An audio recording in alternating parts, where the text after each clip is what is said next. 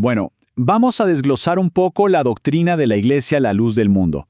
Y lo vamos a hacer a partir de las propias palabras de uno de sus miembros que lo explicó todo durante un debate en línea. Y es que el material de origen es buenísimo. Sale de una transmisión en vivo donde el anfitrión, que se hace llamar el hermano Denny, pues básicamente se remanga la camisa y se prepara para un debate abierto sobre su fe. Ok, para entender bien su punto de vista, vamos a seguir una ruta muy lógica. Primero, algo que se ve a simple vista, una práctica de la Iglesia. Luego, nos metemos en la base doctrinal de eso. De ahí, veremos cómo se defienden de las críticas, pasaremos al rol centralísimo que tiene su apóstol y cerramos con lo más importante, cómo ven ellos el camino a la salvación.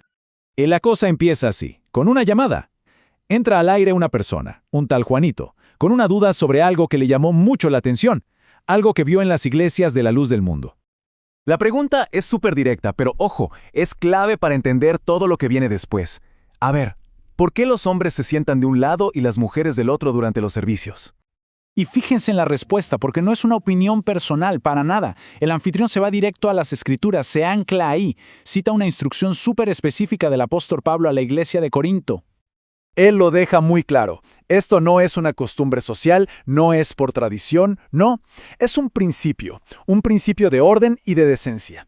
¿Y para qué? Bueno, la idea es una sola, que la gente pueda concentrarse 100% en el mensaje divino, sin ninguna distracción. Pero claro, esta idea de orden nos abre la puerta a una pregunta mucho más de fondo, ¿no? O sea, ¿de dónde salen sus enseñanzas? Porque según el anfitrión, su doctrina no se aprende igual que en otras religiones. Y para explicar este punto, vuelve a la misma fuente, el apóstol Pablo.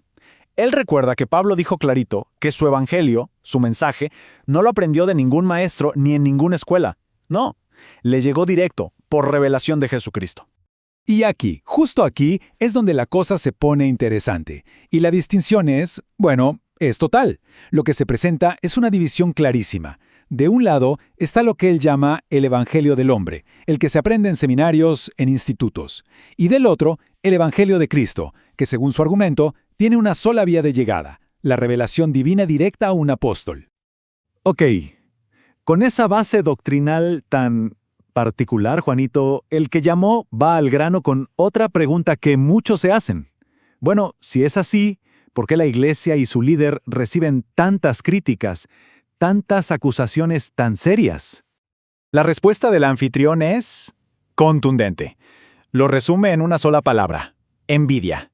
Y para que su argumento tenga peso, hace una comparación directa, un paralelo con nada más y nada menos que Jesucristo y cómo fue tratado él. Él recuerda que a Cristo sus propios enemigos lo tacharon de engañador.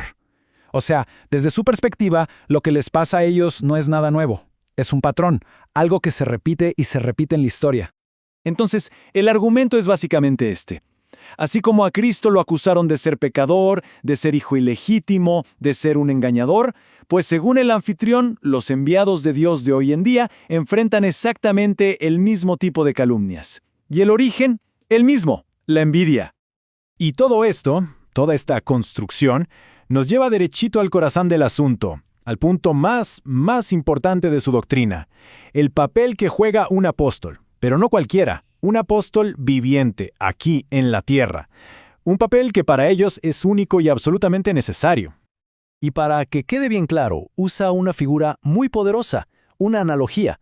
El apóstol es un embajador de Cristo. Suena simple, ¿verdad?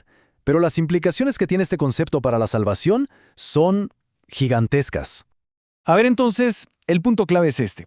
Para ellos, un apóstol no es solo un maestro, no es un simple guía espiritual, no, es mucho más. Desde esta óptica, es un diplomático que tiene la autorización oficial, el sello, por así decirlo, del reino de los cielos.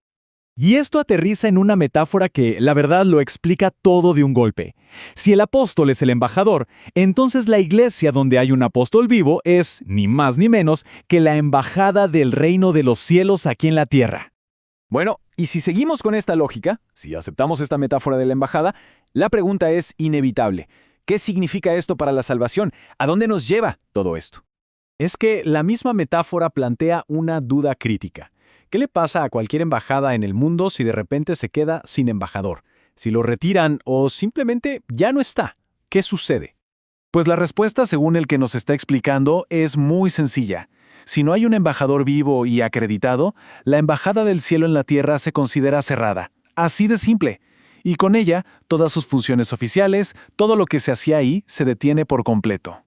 Y esto crea una cadena lógica, un efecto dominó, que es clarísimo. Si no hay embajador, la embajada cierra. Si la embajada está cerrada, ya no hay una autoridad oficial en la tierra. Y si no hay autoridad, pues no hay forma de procesar la salvación. La implicación de esta lógica es, bueno, es tremenda. La conclusión a la que llega el orador es que durante casi 1900 años, desde que murió el último de los apóstoles originales hasta lo que ellos llaman la restauración moderna con Aarón Joaquín, la humanidad simplemente no tuvo acceso a la salvación. La puerta estuvo cerrada. Y es aquí donde se entiende por qué esta figura es tan importante en su sistema de creencias. No es solo alguien relevante, es la pieza central, el eje de todo. Dentro de este marco teológico, tener un apóstol vivo y con autoridad es la llave, la única llave indispensable para la vida eterna en el presente. Al final, la perspectiva que se nos presenta no es la de una religión nueva, sino la de una restauración. La reapertura, dicen ellos, del único y verdadero camino a la salvación, un camino que, según su doctrina, estuvo clausurado por siglos. Y esto nos deja pensando, ¿no?, sobre la naturaleza de la fe, la autoridad y qué es exactamente la revelación divina.